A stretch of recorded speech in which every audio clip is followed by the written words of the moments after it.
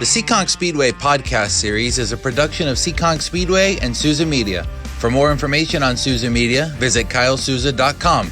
And for more information on Seekonk Speedway, visit seekonkspeedway.com. All right, ladies and gentlemen, welcome back. Another edition of the Seekonk Speedway Race Day Rewind podcast series is underway. Once again, my name is Kyle Souza, the owner and operator of Souza Media. Of course, also a member of the Seekonk Speedway team. And man, we had some great racing. Finally, Mother Nature helping us out to give us 2 consecutive days of racing. All the action on this podcast took place on Friday night, June 23rd, and Saturday night, June 24th. We also have... there's my alarm to call our guest, which I'm going to get on the podcast here in a moment. But Saturday night, we had the NASCAR divisions back in action. Just the 4th race of the season for the NASCAR divisions at Seekonk Speedway. Fast Friday also competing in their 4th race of the year. You would never believe it, given that Fast Friday started at the end of May, and NASCAR Saturday started at the beginning of May. Just the way the weather's worked here in the early portion of the season. And those of you that live in the area know, not been ideal for racing, not been ideal for outdoor activity on the weekends in general. And it's impacted us. But nonetheless, Mother Nature, again, allowing us to compete in both Fast Friday and NASCAR Saturday racing. We're going to recap Fast Friday. Then we will have our guest on. He's a front runner in the Sport 4 division so far this year. We'll talk to him. We will also come back and recap our Saturday night program. And then we will recap our upcoming events. Specifically, depending on when you're listening to the podcast, it would be Open Wheel Wednesday coming up on June 28th. I'll talk about that in a little bit.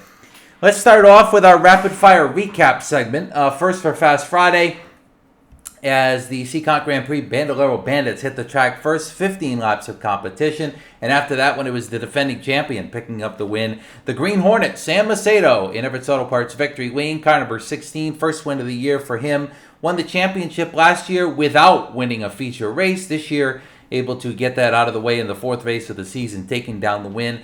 Parker Davis and Nick Uhrig Jr. battled real hard coming down to the line for the runner-up spot. Those 2 drivers also on the podium in this one, and a continuing theme in this division early on in the season as Uhrig, Davis, and Macedo are really the 3 top cars in this division so far. 4th place in this one, also a nice run here. Jace Chaber and Mason Sylvia and Mike Hannafin right there battling for 4th at the end. Ryder Aguiar was also involved in this race, and Wuka Dib out of it early in the number 13. So again, Macedo, Uhring, and Hannafin along with Davis. Those 4 drivers have been very consistent so far this season. And on Friday night, it was Macedo taking down his first win of the season in the Seekonk Grand Prix Bandolero Bandits. As of the recording of this podcast, the results are unofficial in that division due to some technical questions. So again, depending on when you're listening, as of Monday, June 26th, those are unofficial. Stay tuned to the website if anything changes there. The other Bandolero division has the same driver that has now won 3 out of 4, and the other driver has been on the podium in each and every one of them. Ryan Van Ness Jr. picked up his 3rd feature win of the season. He won week 1 and then won weeks 3 and 4 so far. Another dominating performance here for the Bottle Rocket, as they like to call him, the Young Rocket. Ryan Van Ness Jr., man, that thing is on fire in the early going of this season. In the number 11, the back in yellow machine started in the middle of the pack, chased his way to the front of the field, and was able to rocket to victory lane once again. 2nd place in this one, again, a great run for Brent Robideau. That's 2 second-place finishes in a row. He won in week 2 and finished 3rd in week 1. So he has been a very, very consistent registered driver in the number 25. So Brent Robideau been very strong behind the wheel of that number 25, along with his brother Bryson in the number 38. Colin Van Ness, though, finishing 3rd in Friday night's main event. A very good run for him behind the wheel of the 78. Man, his win is coming, and when I say that, I mean it. It is going to be a very, very competitive season for the driver, the number 78, and I do expect him to get into Everett's Auto Parts Victory Lane before too long. Good run, though, on Friday night for 3rd for him, and I think a little bit of a confidence booster there after he struggled a couple of weeks ago.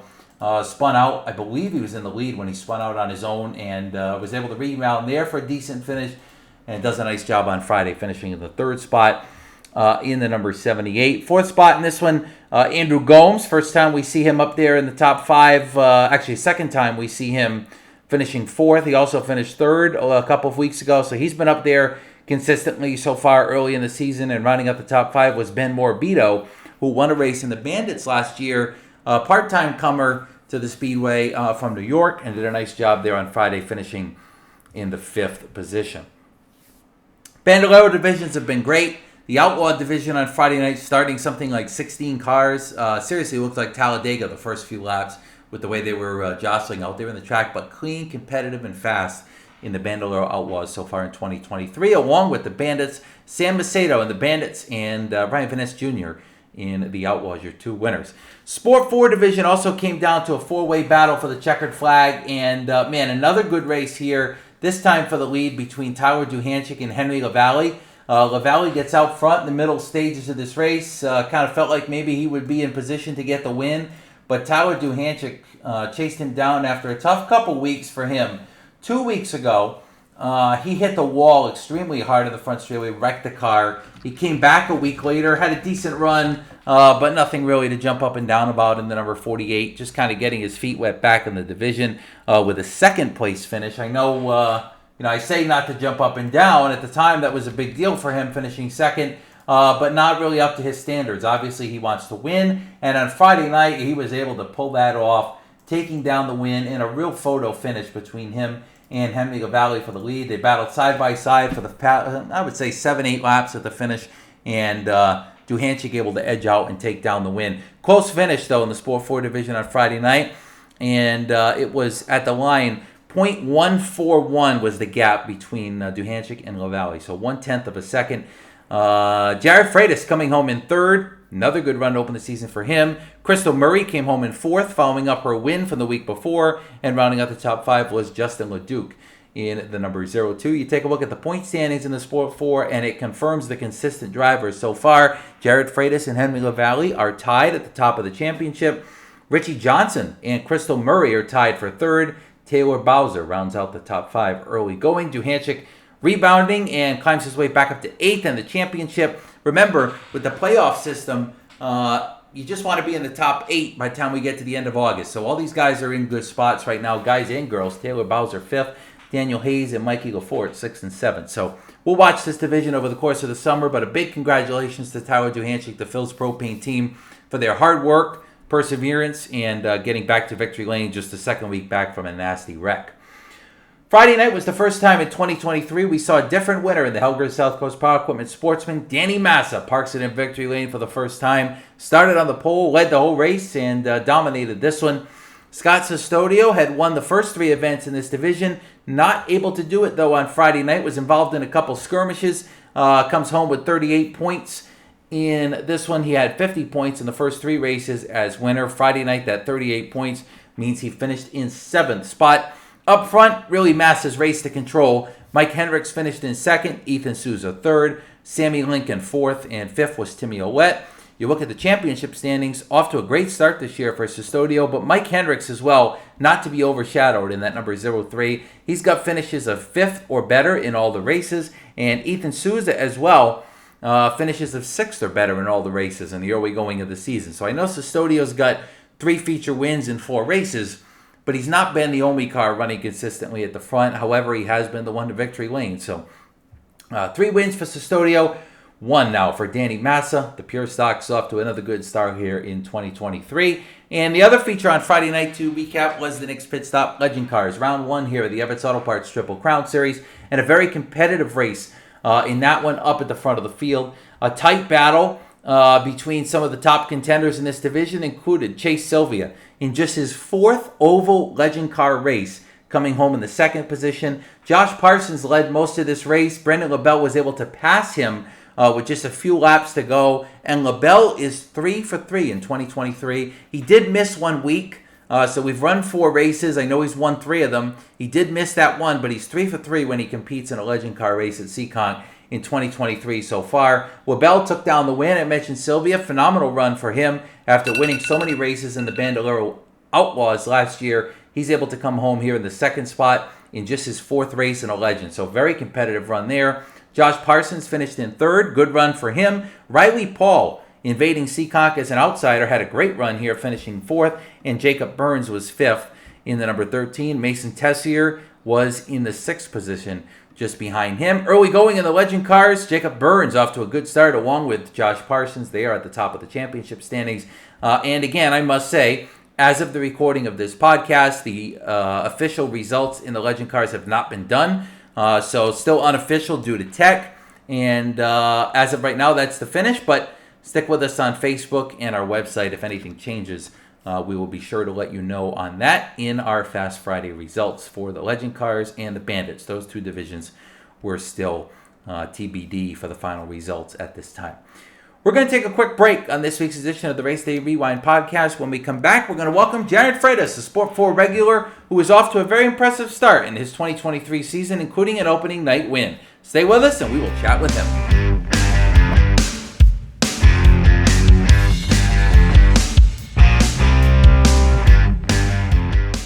All right, ladies and gentlemen, welcome back. Second segment of this week's edition of the Seekonk Speedway Race Day Rewind Report. As I mentioned in segment one, of course, we are recapping all the action that took place on 2 days of racing, June 23rd and June 24th. Mother Nature helping us out a little bit to get 2 nights in. Fast Friday, 4 nights in, only 1 rain out for them so far this year. NASCAR Saturday not been as lucky.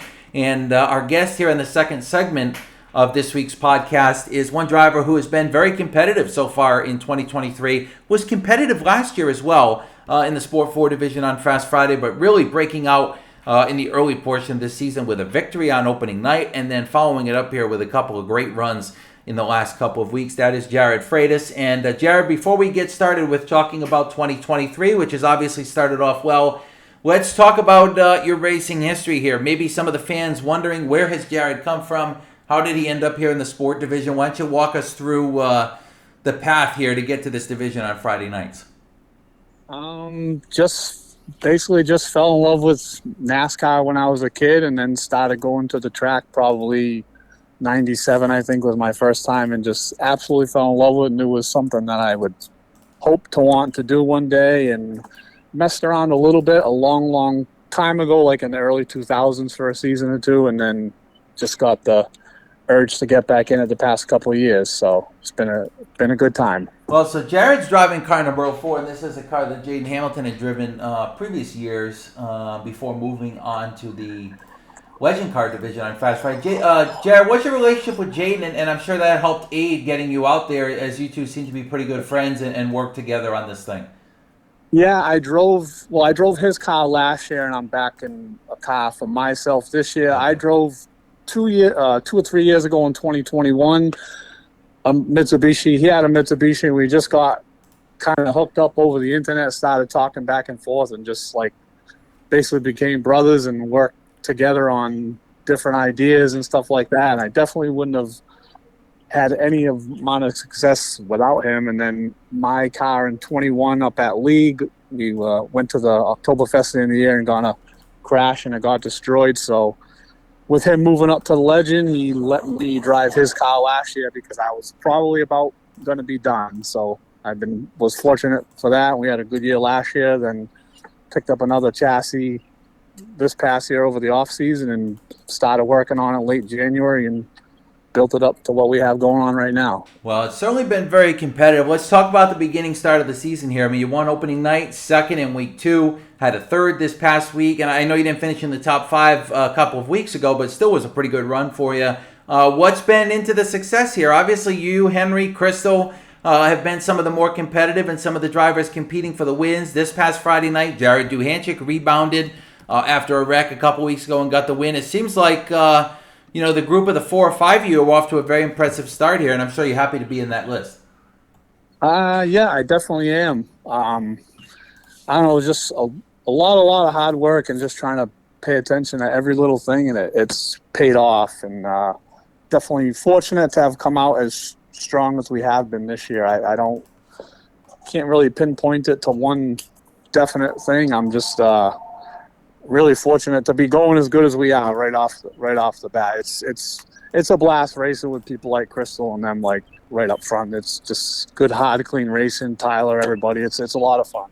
Yeah, obviously Friday night's race I mentioned in the previous segment was a really good race for the Sport 4 division. Not that they don't have good races. Don't take that like this is the first ever by any means. But considering what this division can offer with all these competitive drivers, for 4 drivers to basically be under a blanket as they came to the white flag and raced that out in the final lap, it was very impressive. And obviously one exciting race that we look at and I'm sure we'll look back at and remember as the season goes along throughout 2023. Jarrod, obviously you want to get in the drive for the Cup again this year. You want to be a contender for the championship, but do you have other goals other than the championship here? I'm sure you want to win. What are you looking at here as the rest of the season comes along? Yeah, just maintain consistent. It's nice getting on the podium and be able to get a sponsor plug in there, but I'd be more than happy to get another win or two. Obviously is always a goal, but just maintain consistency and try to still be there at the end of the year. Just keep up the pace all year long. Yeah, and that's definitely going to be difficult for all these drivers as we get into the summer. The track changes, especially with the new pavement this year. A lot of changes going on there with the setups, I'm sure. So will be interesting to see how the consistency gets along. But certainly in the early part of the season, Jarrod's been a master of it. In the early couple races here, along with Hemingway Valley, those two have really come along well in the beginning part of the season and very consistent. And that is the reason why they are at the top of the championship standings in a complete tie after 4 weeks with 184 points. Jarrod, you mentioned those sponsors, those people. I know there's some people you want to give a thanks to that are able to help you out and get you out there on the track and make you be able to have the funds you need, the equipment you need, and everything else to be able to race at this level. Yeah, was very fortunate this past off season. I met a guy at my gym just BSing, talking about different things, and I told him that I race, and he thought it was really cool and would like to have, he wanted to come on board and be a part of it. So he definitely stepped up big time. I'm very fortunate. It's called Whalen City Collectibles. He buys and sells gold, silver, coins, currency, all that kind of stuff. He's in Fairhaven, and that's been a huge asset. And then I got my father and I's family business, LH Belanger in New Bedford. We rebuild starters and alternators, and I'm very fortunate to work for a family business where I could sneak out early on a Friday to get up to the track. So, yeah, just lucky. It certainly helps. And honestly, most of these drivers that race on Fast Friday, I imagine, even for somebody like myself that works, it's very difficult to hop out of there, not at 5 o'clock on a Friday, but realistically probably at 2:30 or 3 and make it to the track. So, Jarrod, we appreciate a few minutes. It's been a pleasure to learn about your racing history a little bit. Not a ton there, but actually surprising to see somebody like this come in with not a ton of experience and be very competitive. Shows a lot to what you and your team have been able to do here the last couple of years. And certainly appreciate you joining us. And I'm sure we'll catch up with you maybe down the line again here as you continue to race, try and win, and maybe compete for that championship in the Sport 4. All right, I appreciate it, Kyle. Thanks a lot for having me on. I really do appreciate it. All right. Thank you, Jarrod. That's been Jarrod Frietas, and we're going to continue right on here on this week's edition of the podcast and talk about some of our Saturday racing that took place as my phone hits the floor. Sorry for that slam if you're listening on the podcast. It's been a pleasure to chat with Jarrod first. Want to appreciate and thank him for joining us on this week's edition of the podcast, and good insight there from him on this Sport 4 division. Saturday night, returning to the track, we had all 4 of our NASCAR divisions, the Pro Stocks, the Late Models, the Sportsmen, and the Trucks. It was Triple Crown racing in the Everett's Auto Parts Triple Crown for the Pro Stocks and the Trucks. I'm going to take a quick break and pick up my phone that just about shattered on the floor here. When we come back, we'll recap those 4 Saturday races. I promise. Stick with us here. We'll be right back.